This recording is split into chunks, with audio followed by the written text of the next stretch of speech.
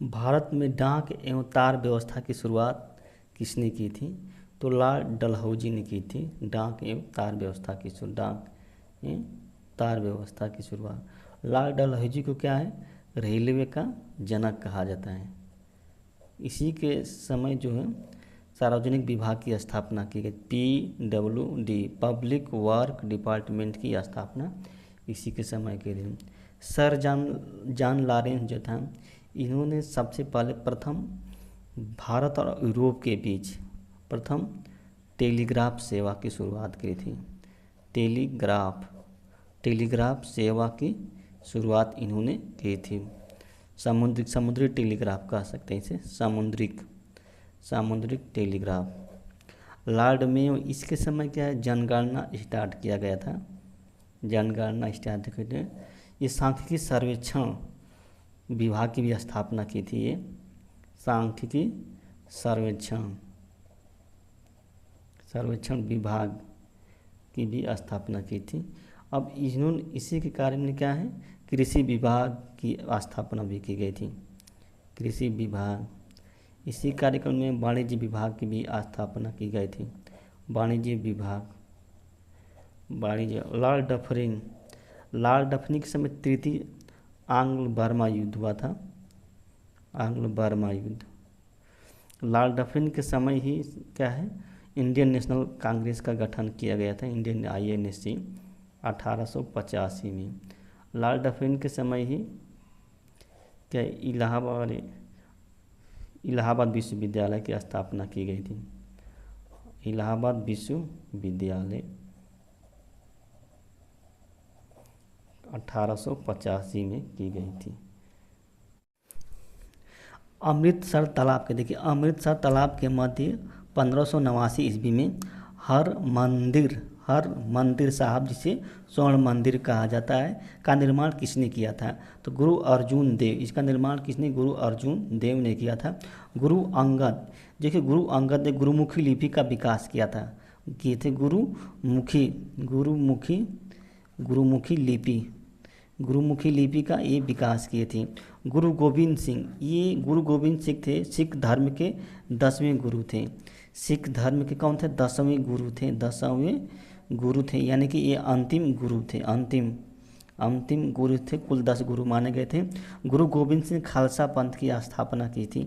खालसा पंथ की स्थापना की थी गुरु गोविंद सिंह ने। अब देखिए गुरु तेग बहादुर, ये सिख धर्म के 9वें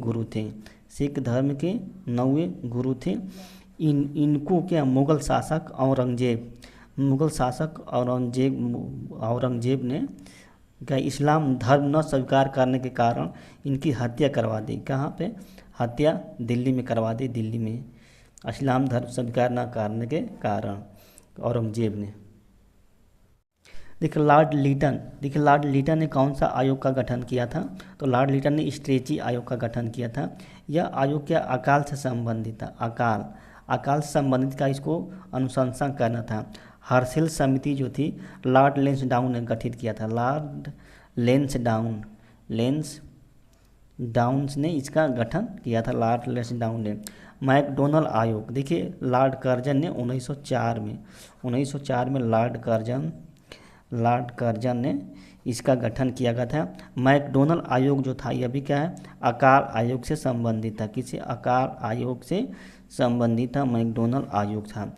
और देखिए आगे चलते हैं हंटर आयोग जो था इसका ये प्राथमिक शिक्षा से संबंधित था। हंटर आयोग प्राथमिक शिक्षा से संबंधित था। इसका गठन जो था लॉर्ड रिपन ने किया था। लॉर्ड रिपन ने क्या 1882 ईस्वी में किया था। 1882 लॉर्ड रिपन ने किया था। कलकत्ता, देखिए कलकत्ता फोर्ट विलियम के प्रथम प्रेसिडेंट कौन बने थे? तो सर चार्ल्स आयर जो प्रथम प्रेसिडेंट बनते। विलियम जोन ने बंगाल एशियाटिक सोसाइटी की स्थापना की थी। बंगाल एशियाटिक सोसाइटी की स्थापना की थी। ये 1772 में इसकी स्थापना की थी, 1772 से। सर इलिजा इम्पे, देखिए सर इलिजा इम्पे जो थे, बंगाल में 1773 जो एक्ट था, वो रेगुलेटिंग एक्ट था, उसके तहत सुप्रीम कोर्ट बनी थी, सुप्रीम कोर्ट बनी थी।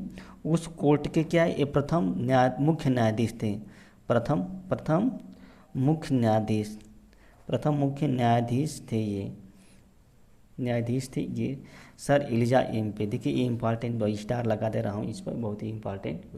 देखिए सालबाई की संधि कब हुई थी? देखिए सालबाई की संधि 1782 में अंग्रेजों और मराठों के बीच हुई थी।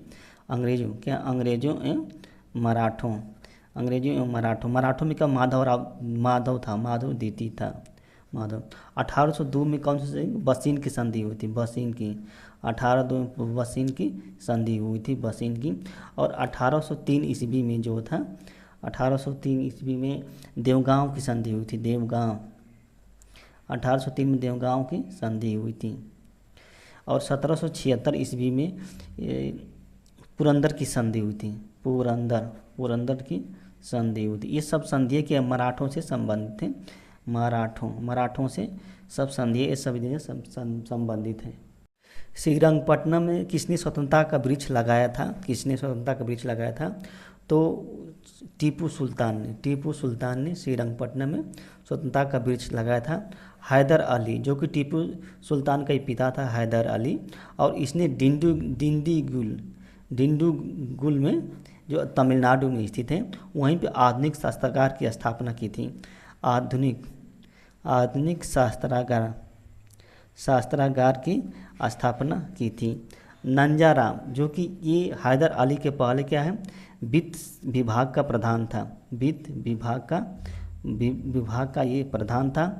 और जो देवराज था, ये देवराज था हैदर अली से पहले, जो मैसूर में सेना। दोस्तों नमस्ते, आज आइए इतिहास जी के हम लोग पढ़ते हैं। बोर्ड ऑफ कंट्रोल की स्थापना किस एक्ट के तहत की गई थी? तो देखिए बोर्ड ऑफ कंट्रोल जो है, इसकी स्थापना पिट्स इंडिया एक्ट 1784 के तहत की गई थी। जो पिट्स इंडिया एक्ट पढ़ा, उसमें पिट्स जो थे वो ब्रिटेन के प्रधानमंत्री थे। कौन थे? ब्रिटेन के प्रधानमंत्री थे 1784 में। इसी की वजह से इस एक्ट का नाम पिट्स इंडिया एक्ट पड़ा है।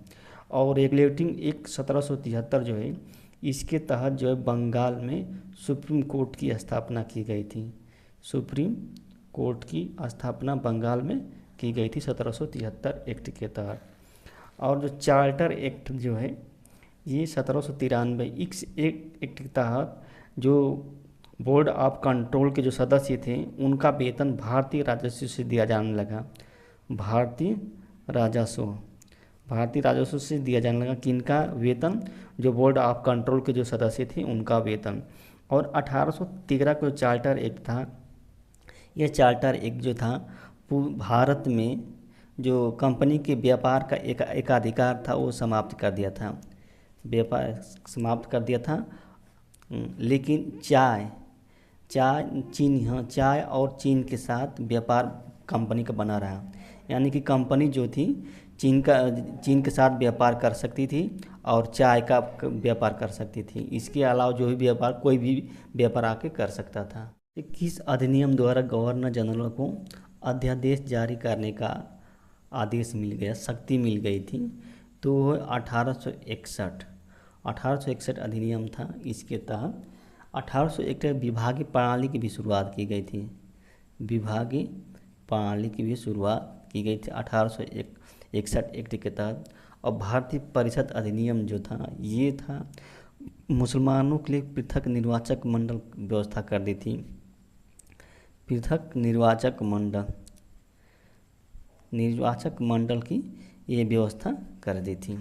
भारत शासन अधिनियम जो था, इसमें क्या है, प्रांतों में दैध शासन लागू कर दिया गया था, प्रांतों में दैध शासन प्रांतों में लागू कर दिया गया, यानी कि उत्तरदायी सरकार बनाने का प्रयास किया गया था प्रांतों में। और विषय को आरक्षित और अनारक्षित विभाजित कर दिया गया था, आरक्षित एवं अनारक्षित।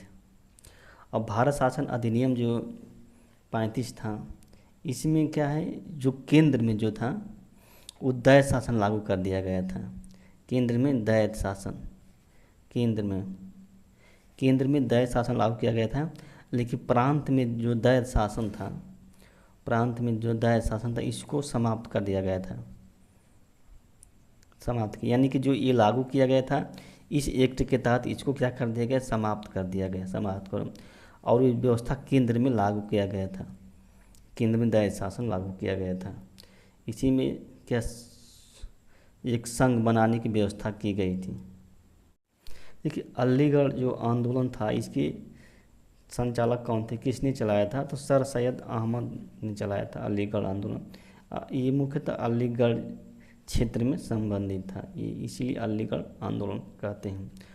मोहम्मद कासिम जो ननौती थे, इन्होंने क्या है, वहाबी आंदोलन चलाया था, वहाबी आंदोलन चलाया था, जो कि अलीगढ़ आंदोलन के क्या था, विरोध में था। ये मुस्लिमों का क्या है, जो प्राचीन धार्मिक विचार थे, ये धार्मिक मान्यताएं थी, ये उसको सपोर्ट करता था, ये वहाबी आंदोलन जो था। अब मिर्ज़ा गुलाम अहमद जो था, ये अहमदिया आंदोलन चलाया था, अहमदिया आंदोलन चलाया था। वहाबी आंदोलन देवबंद में चलाया गया था, देवबंद में चलाया गया था वहाबी आंदोलन। अब्दुल लतीफ़, जिसे नवाब अब्दुल लतीफ़ हैं, ये मुस्लिम पुनर्जागरण के पिता कहलाते हैं। मुस्लिम पुनर्जागरण, मुस्लिम धर्म पुनर्जागरण के पिता कहलाते हैं, पुनर्जागरण के पिता ये कहलाते हैं।